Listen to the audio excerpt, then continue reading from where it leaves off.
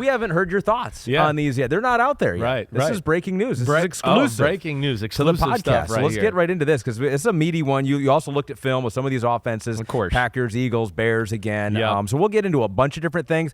But let's start with the two big trades. So number one, we're talking Bills. They got a weapon. They got Amari Cooper. They got him and a 6th-round pick next year. Cleveland got a 3rd-round pick and a 7th-round pick, if you are curious about those trade details. But you have said this for multiple years now. Yes, I have. The Bills need something in addition to Josh Allen. Yes. Have they finally satisfied your desire for them to build around Josh Allen? Yes. I mean, partly, sure. This is a great start. It was a necessity. It's a necessity to sell to me and I think to their own locker room and to the rest of the AFC to go, no, we are contenders in the AFC, right? This to me puts them up there in a little bit of a different class where, I know we've had these conversations. Are the Bills in the Super Bowl window? Yeah, to a degree. They're a good football team. They got one of the most talented quarterbacks in football, so that always puts you somewhat in the conversation. But I think if you take the quarterback out of that equation, I go, the team, I'm not quite sure there's enough dudes and difference makers, right? You've heard me say that for really the last, 2.5 years, I would say, so, yeah. right? Yeah. So yes, I look at that and go, I think it was necessary for the fan base, for everything around football, for them to make this type of move, let alone when you evaluate them on film and all this. Again, I go back to, too much on Josh Allen and just not a go-to guy within the passing offense right now at the wide receiver position. I think they got that kind of at the tight end position. Dalton Kincaid, I think, is becoming that guy, right? But tight ends are hard to feature a whole offense around. And again, most really good teams in football have more than just one guy they can feature in certain moments, right? That's what I talk about. That's one of my problems with the Bills. We talk about the top teams in football, and I go, they have 4 difference makers on defense and 4 difference makers on offense. And the Bills, we go, defense, they got a lot of good. Offense, they got Josh Allen, right? Now you get a guy like Amari Cooper. They got a difference maker. They got a guy that I think can really put teams in bind. One, because he's super special talented still, right? He can run. He can beat you deep. He's still one of the best route runners in football. He's really good on underneath routes because of the route running. But they didn't have a guy I think you could go to in a go-to moment. Keon Coleman's going to be good, but he's not there yet. Khalil Shakir's a smaller, really slot type of guy. That's ultimately where you want him. You don't want him on the outside having to try to win battles against some of the bigger corners in football. That's not what he's going to do, let alone he's banged up. And, with a smaller receiver, sometimes you got to expect that to a degree.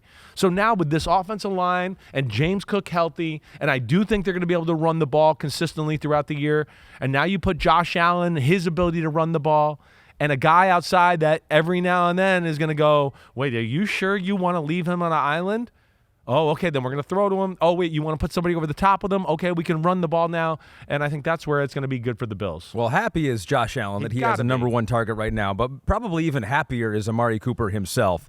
He had, what was this stat here?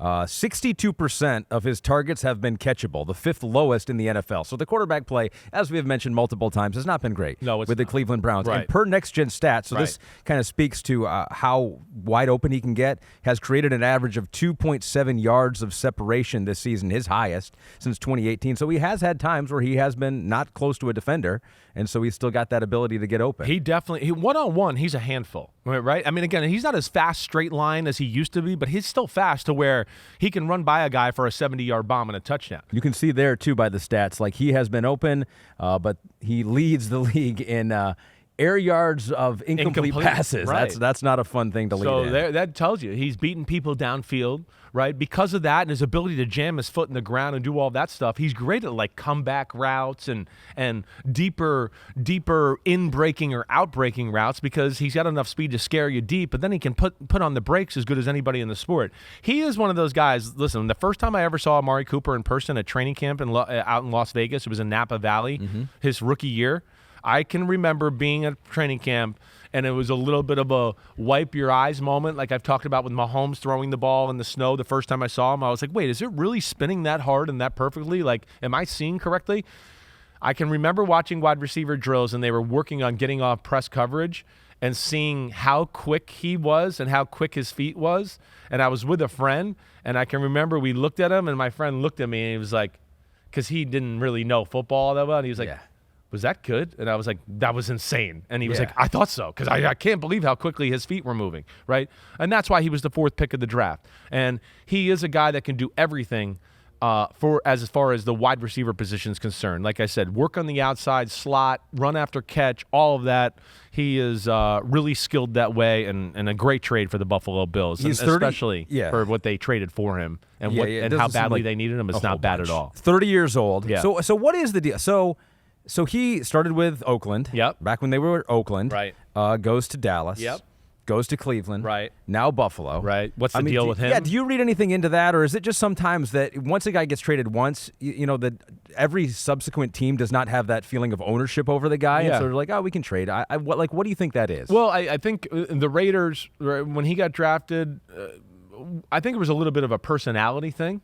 That's the first thing. If you heard from people, I mean, he not very social, couldn't get him to talk to the media.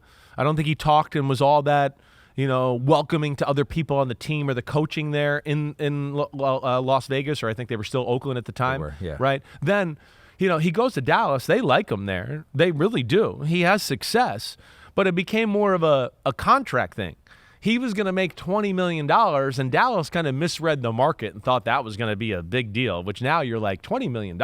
We give that to the second best receiver on the team, $20 million, right?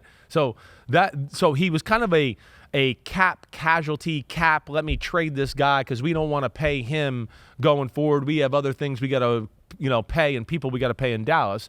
And he goes to Cleveland, and it's been good, but I think Cleveland is at a point here right now where they're going, wait, it ain't gonna work, and like we might have kind of missed our window with this team to a degree, right? This is a team that was in the AFC divisional round during COVID, and here they were in the playoffs last year, and to where it might be getting to that point where they got to start thinking of the future and flipping over the roster to a degree, and I think that's where we're at. So Cynthia Hill had that very thought on her mind. Is the Cooper trade the beginning of a larger firehouse sale for the Browns? I think it could be. I do. There are more pieces they could sell. I do. Who wants Deshaun Watson? Well, I mean, that's not Deshaun Watson, but is Myles Garrett going to be somebody that they look to trade or do anything like that? Or that any one of these seems corners? unlikely, though. I think so. Kind of like you talked about. Like you got to have someone to build your. It's like your Max around. Crosby. You got to have right? one guy there to be build around. I understand. But who knows if the price is right? I mean, I think that we are at the point where they're going to be sellers, and that they're going to look at some teams and hope they get somebody desperate or in need for a playoff run at a certain position.